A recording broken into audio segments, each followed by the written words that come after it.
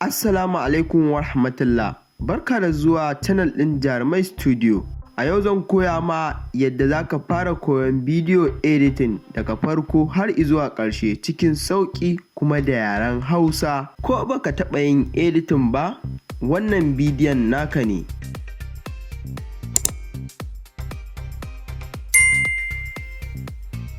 Shin menene ma video editing?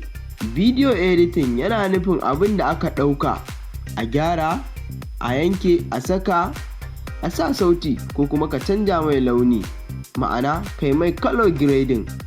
Editing shine ke sa bidiyo ya zama abin kallo da burgewa. Abubuwan da kake bukata domin fara editing: abu na farko, na'ura, kwamfuta ko wayar hannunka ma.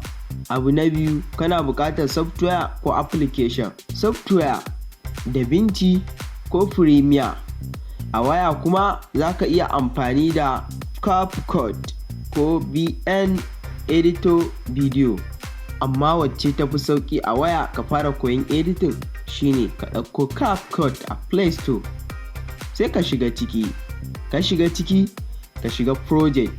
Kana danna project, sai ka shiga wajen yanke bidiyo, ka yanke inda ba ka so, saka sautuka ko rubututtuka. Ka kammala gaba ɗaya, to sa exporting kai saving ɗin shi.